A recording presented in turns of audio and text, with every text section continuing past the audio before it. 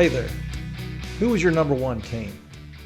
There can only be one number one team. That's right, just one. You may be on several teams, but I want you to think about who your number one team is. Hi, this is Greg Gray, a Business on Purpose coach, and I'm proud to be talking to you today about who your number one team is. And we're also going to talk about what makes a great team. So, you're on several teams. Your number one team is the highest level team that you're on. So, your number one team could be your leadership team. If you're on the leadership team, that is your number one team. You may say, yeah, but I run operations. I have a whole crew of operation people that report to me. Wouldn't that be my number one team? Absolutely not. When we make this mistake as leaders, we tend to dilute our focus from where it should be. So to have a great team, there are several characteristics that I think every fantastic team emulates. And so if you want your number one team to be a great team, here's the things that they have to exhibit. Number one is trust. You have to put the number one team first. So if you're on the leadership team and you're constantly spending more time working on operations and trying to get operations to benefit from the decisions versus the leadership team, then you actually undermine trust on your number one team.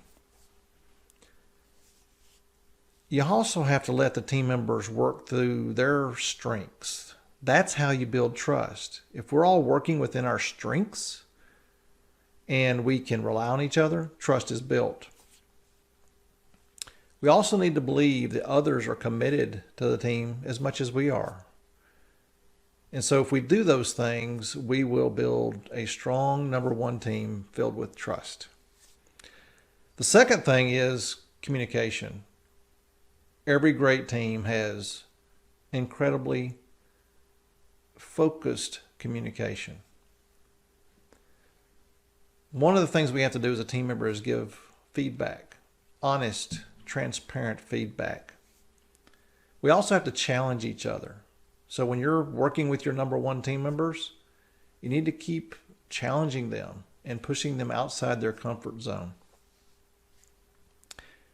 We also have to present our communication in a way that is acceptable to them. So you need to understand their personality and communicate them in the way that best suits them. Not expecting them to accept the way you like to be communicated to, but actually you finding out how best to communicate to them. And at the same time, they should communicate to you the best way for you to accept that communication. And the third thing that a great team shares, so if you want a great number one team, you will work on accountability. So we all have specific things that we have to accomplish and bring to our number one team. Operations has to be focused on operational efficiencies and operational effectiveness. Marketing and sales has to be focused on getting leads and prospects. Finance has to be sure that we have the right numbers and that we have the bank accounts in the proper place and that we are positively creating cash flow. So while we all have our different pieces we're focused on, we all need to focus on our specific items and be held accountable to those by each other.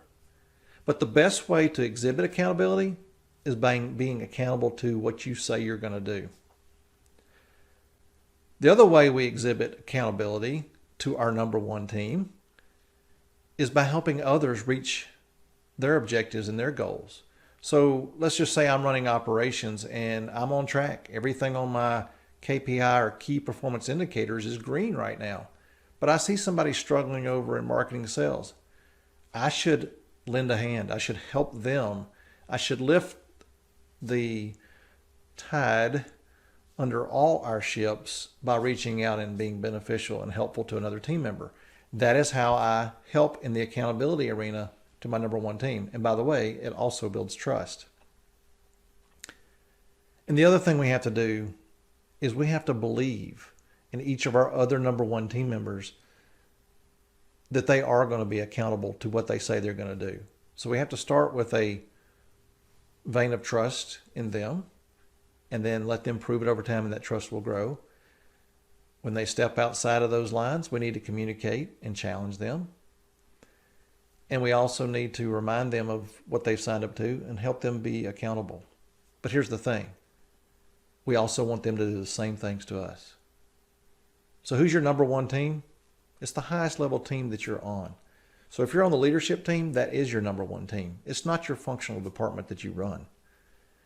And I need you to remember that. And I need you to think about that as you engage the next time with each team.